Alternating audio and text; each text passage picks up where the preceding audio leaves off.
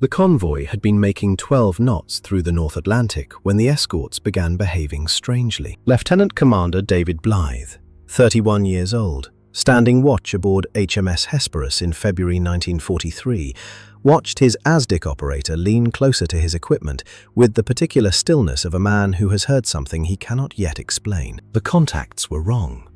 Not in the expected position, not moving in the expected pattern, not responding to the expected depth charge geometry that the Royal Navy had refined through 2 years of brutal trial and loss. Something was down there, and it was doing something that nothing down there was supposed to be able to do. Blythe gave the order to attack.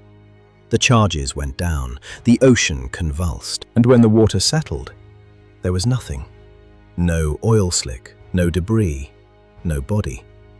Just the flat grey Atlantic and the question of what, exactly, they had been hunting. He would not find the answer that night. There is a particular kind of weapon that history struggles to contain. Not because it was not significant, not because its effects were not real and devastating and thoroughly documented, but because the weapon itself left so little behind. No iconic photograph. No museum exhibit with a placard. No single battle so famous that the weapon's name became permanently attached to it. These weapons existed in the gap between what war produced and what war remembered, deployed in darkness or in secrecy, or in circumstances so extreme that the evidence of their use was consumed along with the people who encountered them. Some were destroyed by the nations that created them before those nations surrendered, their designs burned, their prototypes dismantled, their operators scattered. Some were buried in bureaucratic classifications so deep that decades passed before researchers understood what they had been looking at. What Lieutenant Commander Blythe was hunting in the North Atlantic that February was a German Type 21 U-boat conducting trials of the Walter turbine propulsion system, a hydrogen peroxide-fueled engine that gave a submarine submerged speeds of over 17 knots, and an operational range underwater that made the convoy protection doctrine the Allies had built through catastrophic experience essentially obsolete. The Type 21, had it entered full operational service in sufficient numbers before Germany's collapse, would not merely have changed the Battle of the Atlantic. It would have restarted it from the beginning, with every hard-won Allied advantage stripped away. It did not enter service in time. The technology was buried in the rubble of German defeat, and then quietly resurrected in the post-war navies of Britain, the Soviet Union, and the United States, where it formed the conceptual foundation of the modern nuclear submarine. The weapon vanished. Its legacy became everything. This is the story of the weapons that disappeared, and why their disappearance, in some cases, was more significant than their use. Oregon, March 1945. The Fremont National Forest in the days before spring carries a specific quality of silence. The deep, resinous quiet of ponderosa pine so thick it absorbs sound the way water absorbs light. It was into this silence that a Fugo balloon bomb descended, its hydrogen envelope partially deflated after a journey of 6,000 miles across the Pacific, its ordnance package still armed, still waiting. What happened when a group of Sunday school children and their pastor's wife encountered that ordnance package on May 5, 1945? The deaths of Elsie Mitchell and 5 children between the ages of 11 and 13 near Bly, Oregon, has been documented. What has not been widely understood is what the Fugo program represented in the architecture of weapons that simply ceased to exist. Japan launched over 9,000 of these balloons between November 1944 and April 1945. Approximately 300 reached North America. The United States government imposed a complete press blackout on all reports of Fugo landings, correctly calculating that the program's effectiveness depended entirely on Japan receiving confirmation that the balloons were arriving. Without feedback, the program was operationally blind.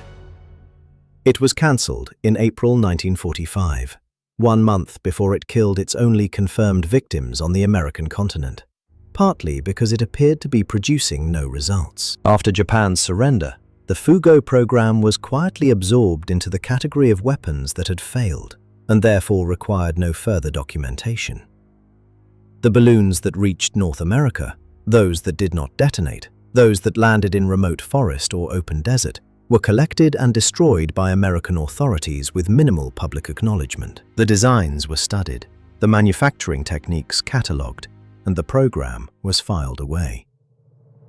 In the post-war world defined by nuclear weapons and jet aviation, a balloon made of mulberry paper that drifted on the jet stream seemed like a historical curiosity rather than a precedent. It was, in fact, one of the earliest operational examples of what military planners would later call a strategic harassment weapon, a device not intended to achieve decisive military effect, but to force an enemy to allocate defensive resources, constrain civilian behavior, and experience the specific psychological discomfort of a threat that cannot be predicted, intercepted, or rationalized away. The Fugo program cost Japan relatively little in resources. It cost the United States a significant intelligence and civil defense mobilization, an information suppression campaign of considerable sophistication, and ultimately, 6 civilian lives in a forest in Oregon. The program vanished. The concept it demonstrated, cheap, difficult-to-intercept systems designed to penetrate continental defenses, became one of the defining strategic problems of the late 20th and early 21st centuries. Some weapons vanished not because they failed, but because something more terrible made them unnecessary. In 1942, a Pennsylvania dental surgeon named Lytle Adams submitted a proposal to the United States government that was, by any conventional measure, insane. Adams had recently visited Carlsbad Caverns in New Mexico and been struck by the size of the bat populations there. Millions of Mexican free-tailed bats emerging from the cave mouth at dusk in columns so dense they appeared on radar as weather systems. He had a proposal. Attach small incendiary devices to individual bats, transport them in climate-controlled containers to Japan, release them over Japanese cities where they would roost in the highly flammable wooden structures that constituted the majority of Japanese urban construction. The incendiaries would ignite on a time delay. The bats would disperse across the city before the fires started. No bomber formation, no anti-aircraft exposure, no precision targeting required. Remarkably, the United States government funded it. The project, designated Project X-ray, ran from 1942 to 1944, consumed approximately $2 million, and at its peak involved the careful individual attachment of timed napalm incendiaries to over 6,000 living Mexican free-tailed bats. Test results at Carlsbad Army Airfield in May 1943 were, by the standards of the program's own documentation, extraordinary. Bats carrying the devices escaped prematurely and burned down a newly constructed hangar and a general's staff car. The devices worked. The concept demonstrated genuine incendiary potential. Military assessors calculated that a successful operational deployment over a Japanese city could start hundreds of small fires simultaneously across an area too dispersed for conventional firefighting to manage. Project X-ray was cancelled in 1944 and transferred to the Navy, then quietly terminated when resources were redirected to the Manhattan Project. The official reasoning was that the atomic bomb represented a more efficient path to the same strategic objective: the large-scale destruction of Japanese urban and industrial capacity. Whether the bat bomb, deployed operationally, could have achieved effects comparable to the firebombing campaigns that preceded the atomic strikes is a question that military historians have occasionally examined and never definitively answered. What happened instead is that the program was classified, its documentation buried in Army records, where it remained largely unknown for decades, and the $2 million spent developing it became a footnote in the administrative history of American wartime research and development. The program vanished. The weapon that vanished into classification left behind a specific irony. The device designed to start fires replaced by the device that ended the war with fire so total that the distinction between burning a city and erasing it became, in practice, academic. Return for a moment to the North Atlantic, to Lieutenant Commander Blythe and his ASDIC operator. and the contact that behaved like nothing previously encountered. The Type 21 U-boat represented a complete reconceptualization of what a submarine was. Previous U-boats, the Type 7 and Type 9 boats that had nearly severed Britain's Atlantic supply lines in 1942 and early 1943, were surface vessels that could submerge temporarily to evade or attack. They needed to surface regularly to recharge batteries and ran slowly and noisily when submerged. The Type 21 was a true submarine, designed to operate primarily underwater, equipped with a snorkel that allowed diesel engine operation at periscope depth without full surfacing, carrying battery capacity 3 times greater than its predecessors, and capable of submerged speeds that exceeded many of the escort vessels hunting it. Admiral Karl Dönitz had ordered 1,162 Type 21 boats. Production delays, Allied bombing of German shipyards, and the accelerating collapse of German logistics meant that only 2 Type 21s conducted operational patrols before Germany surrendered in May 1945. Neither was sunk.